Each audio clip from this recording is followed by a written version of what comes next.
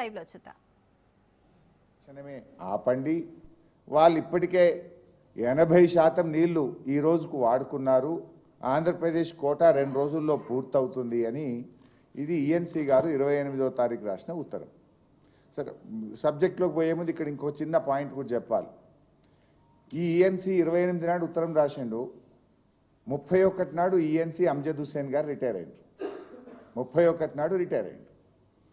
ఈయన లెటర్లో 2 విషయాలు స్పష్టంగా రాసిండు. ఏమని?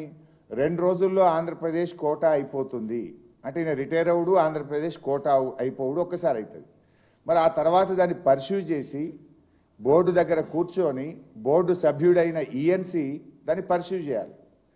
ఈ ప్రభుత్వం యొక్క లెక్కలేని తలము, రేవంత్ రెడ్డి ప్రభుత్వం యొక్క నిర్లక్ష్యం ఎట్లుందంటే ఈఎన్సీ రిటైర్ అయిన తర్వాత వారం రోజుల దాకా ఈఎన్సీ పోస్టును నింపలేదు, ఖాళీగా పెట్టారు. ఇన్ఛార్జ్ అని ఇవ్వచ్చు కదా ఎవరికో ఒకరికి, ఇన్ఛార్జు ఇవ్వలేదు, ఆ పోస్టును భర్తీ చేయలేదు. ఇది ఎంత ఇంపార్టెంటు. ఒకవైపు లెక్కకు మించిన నీళ్ళు ఆంధ్రప్రదేశ్ తీసుకుపోతుంది. ఆంధ్రప్రదేశ్ యొక్క ఈ వాటర్ ఇయర్లో వాటర్ కోటా 2 రోజుల్లో ముగుస్తుంది. ఆ తర్వాత దాన్ని పర్స్యూ ఎవరు చేయాలి? Who is the member? Is the ENC. ENC is the member of the KRMB. ఆ ఈఎన్సీ పోస్టు ఖాళీ అయితే వారం 10 రోజుల పాటు ఆ పోస్టే నింపలేదు, కనీసం ఇన్ఛార్జ్ ఇవ్వలేదు. ఎప్పుడు ఇచ్చింది తెలుసా? మన మీడియా, మీరు ప్రముఖ దినపత్రికలు, కొన్ని టీవీ ఛానళ్ళు వారం రోజులుగా ఈఎన్సీ పోస్టు ఖాళీ అని బ్యానర్లు పెట్టి పత్రికలు టీవీలు ఘోషిస్తే అప్పుడు మొద్దునిద్ర లేసింది ఈ ప్రభుత్వం. ఇప్పుడు కేఆర్ఎంబి బోర్డు మీటింగ్ తక్షణమే పెట్టాలన్నారు. బోర్డు మీటింగ్లు పెట్టించుకోని పరిస్థితి ఎవరిది? బాధ్యత ఎవరిది? పెడితే ఆ బోర్డులో మెంబర్ ఎవరు? ENC is the member. అంటే బోర్డు మెంబరే ఖాళీగా పెట్టిండ్రు. నీళ్ళ కోట అయిపోయినాక దాన్ని పర్స్యూ చేయాల్సిన ఈఎన్సీ పోస్ట్నే మీరు ఖాళీగా పెట్టినారు. అంటే మీ పరిస్థితి ఎట్లుందంటే, మరి ఆ ఖాళీ ఎందుకు పెట్టిండ్రు? మీ వాటాలు కుదరలేదా? మీ కమిషన్లు కుదరలేదా?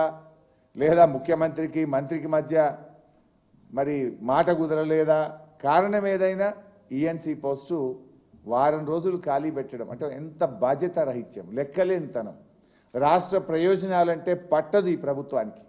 మన నీళ్లు అడ్డగోలుగా దోచుకుపోతుంటే దాన్ని ప్రభుత్వమే చూడాలి, కనీసం చూస్తున్న ఈఎన్సీ పోస్టు కూడా ఖాళీగా పెట్టినటువంటి పరిస్థితి ఈరోజు ఈ రాష్ట్రంలో నెలకొన్నటువంటి పరిస్థితి. అంటే ఈ వాటర్ ఇయర్లో జనవరి 29, 2026 నాటికి ఆంధ్రప్రదేశ్ 664 టీఎంసీలు వాడుకున్నది. ఈ లెక్కన ఆంధ్రప్రదేశ్ 66% వాడాలి. దట్ ఈజ్ ఆల్సో ఏ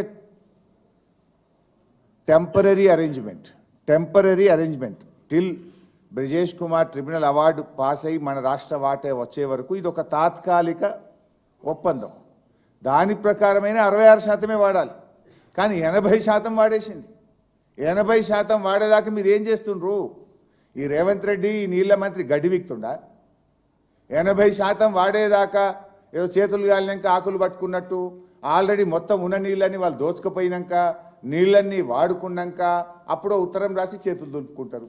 ఉత్తరాలు రాసుడు కాదు కదా, మన నీళ్లు మనం కాపాడి పెట్టుకోవాలి కదా, మన రాష్ట్ర అవసరాలను మనం జాగ్రత్తగా వాడుకోవాలి కదా, మన రాష్ట్ర హక్కుల్ని మీరు కాపాడాలి కదా.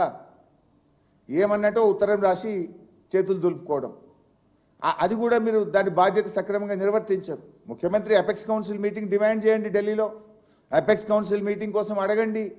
అది అడగరు, ఎందుకంటే ఆడ గురువు గారు ఉన్నారు కదా, ఈయనకు భయం. అంటే ఈ రకంగా అటు శ్రీశైలం నుంచి ఇటు నాగార్జున సాగర్ నుంచి 2 వైపులా ఆంధ్రప్రదేశ్ నీళ్లు తరలించుకుపోతుంటే ఈ ప్రభుత్వం కళ్ళు మూసుకొని కూర్చున్నది. మరి మన పరిస్థితి ఏంది? మనకు వాస్తవానికి ఇప్పుడు ఎండలు ముదురుతూ ఉన్నాయి. మనకు నాగార్జున సాగర్ ఎడమకాలు ఆయకట్టు ఉంది, మాధవరెడ్డి గారి ప్రాజెక్ట్ ఉంది, మనకు ఏఎంఆర్ ప్రాజెక్ట్. అదేవిధంగా హైదరాబాద్ త్రాగునీటి అవసరాలు ఉన్నాయి, దక్షిణ తెలంగాణ తాగునీటి అవసరాలు ఉన్నాయి. వీటన్నిటికీ నీళ్లు ఉండద్దా? రేపు మొత్తం ఖాళీ అయిపోతుంది. అటు శ్రీశైలం ఖాళీ అవుతుంది, ఇటు నాగార్జున సాగర్ ఖాళీ అయిపోతుంది. మన రాష్ట్ర హక్కుల్ని కాపాడుకొని నీళ్లు కాపాడుకొని ఈ ఎండాకాలం అంతా కూడా ఇటు పంటలకు, అటు త్రాగునీటికి, ఇటు పారిశ్రామిక అవసరాలను మన రాష్ట్ర అవసరాలను కాపాడుకునే బాధ్యత ఈ రాష్ట్రానికి లేదా? తాత్కాలిక ఒప్పందమైనా మనకు 34 రావాలి. అరే ఆ 34 20% వాడింది ఈ సంవత్సరం, 20% వాడేసిండ్రు. మరి ఇంకా 14% మన రాష్ట్రం నష్టపోతుంది కదా. మీరు వెంటనే కేంద్రం మీద ఒత్తిడి లేరా? కేంద్ర మంత్రిని కలవడమో, కేఆర్ఎంబీని కలవడమో, అపెక్స్ కౌన్సిల్ డిమాండ్ చేయడమో, ముఖ్యమంత్రి స్థాయిలో మాట్లాడడమో. ముఖ్యమంత్రికి అసలే పట్టదు, మంత్రికి పట్టనే పట్టదు. ఇద్దరే అయిపోయింది. రాష్ట్రాన్ని గాలికి వదిలేసిండ్రు. ఈఎన్సీ పోస్ట్ కూడా నింపరు. ఇవాళ మీరు మన రాష్ట్రానికి ఇంకా 174 టీఎంసీలో మన కోటా ఉంది. ఇప్పుడు ఆల్రెడీ ఇవాళ ఎంత 10వ తారీఖు, ఈ రోజు కూడా 1.5 టీఎంసీ ఆంధ్రప్రదేశ్ తీసుకుపోతుంది. ఈ నిమిషానికి ఈ రోజు కూడా పర్ డే 1.5 టీఎంసీ ఆంధ్రప్రదేశ్ తీసుకుపోతుంది. ఈఎన్సీ గారి లేఖ ప్రకారమే ఇవాళటికే ఆంధ్రప్రదేశ్ తన కోటాకు మించి 16 టీఎంసీల నీళ్లు ఇప్పటికే తీసుకుపోయింది. అదనంగా 16 టీఎంసీలు తీసుకుపోయింది. ఈ రోజు కూడా నీళ్లు పోతా ఉన్నాయి. మరి రేపు మన పరిస్థితి ఏంది? మన రాష్ట్ర పరిస్థితి ఏంది? రేపు హైదరాబాద్ మంచినీళ్ళకి ఇబ్బంది రాదా? రేపు మా నల్లగొండ, ఖమ్మం, మా మహబూబ్ నగర్ రేపు పంటలు ఏం కావాలి? మా కల్వకుర్తి కింద పంటలు ఉన్నాయి, నాగార్జున సాగర్ ఎడమకాలం కింద పంటలు ఉన్నాయి, ఏఎంఆర్ ఎస్ఎల్బీసీ కింద నల్లగొండలో పంటలు ఉన్నాయి. ఈ పంటలన్నీ ఏం కావాలి? దక్షిణ తెలంగాణకు రేపు మున్సిపాలిటీలకు, గ్రామాలకు, రేపు ప్రజలకు త్రాగునీళ్ళు వద్దా? మీకు బాధ్యత లేదా? ఇంత పట్టింపు లేని రాజకీయమైంది. మీరు పరిపాలన చేస్తున్నారా, ఇంకేమన్నా ఇది చేస్తున్నారా? మీరు సర్కార్ నడుపుతున్నారా, సర్కస్ నడుపుతున్నారా? ఇప్పుడు ఇంకొక ఇంపార్టెంట్ పాయింట్ ఏంటంటే, నేను ఆల్రెడీ అసెంబ్లీలో కూడా చెప్పిన ఈ విషయం. బీఆర్ఎస్ ప్రభుత్వ హయాము కంటే కాంగ్రెస్ ప్రభుత్వం వచ్చిన తర్వాత కృష్ణా జలాలలో వినియోగం తగ్గింది. ఈ ప్రభుత్వం నీళ్లను వినియోగించుకోవడంలో ఫెయిల్ అయిపోయింది అని డాక్యుమెంట్లతో సహా ప్రెస్ మీట్లో చెప్పాను, అసెంబ్లీలో కూడా చెప్పాను. This is the document.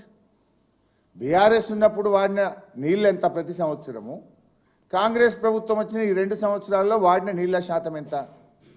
ఏ సంవత్సరం కూడా బీఆర్ఎస్ పార్టీ మన కోటా తగ్గకుండా చూసుకున్నది, మా ప్రభుత్వం కోటా తగ్గకుండా చూసుకున్నది.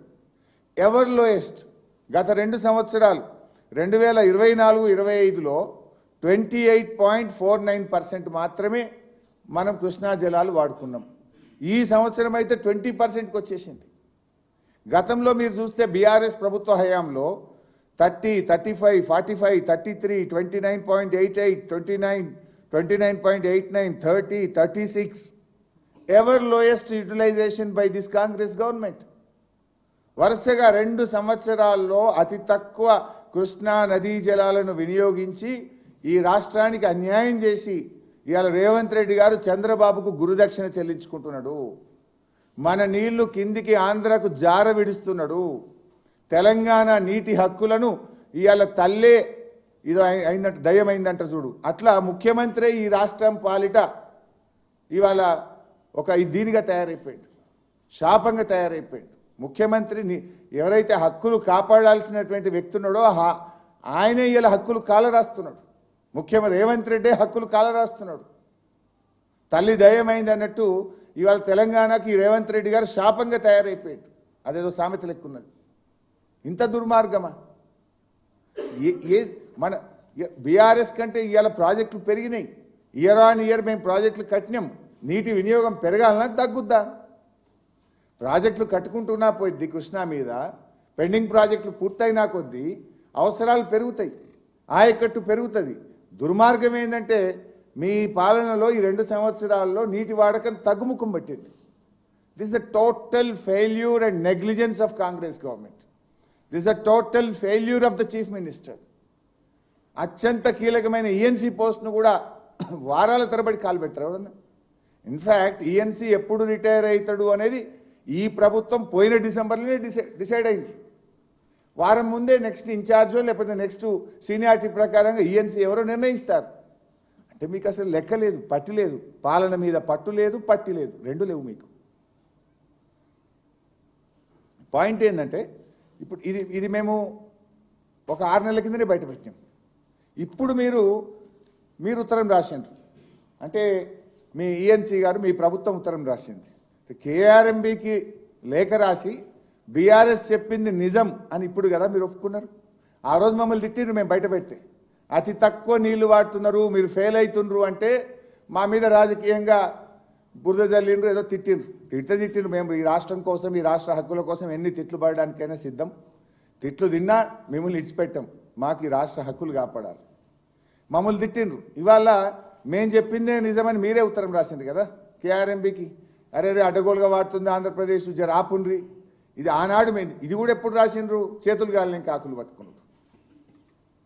మేము ప్రశ్నించిన నాడే నిద్రలేచి ఉంటే, మేము ఆ రోజు అడిగిన నాడే మీరు మేల్కొని ఉంటే ఈ పరిస్థితి రాష్ట్రానికి వచ్చినా?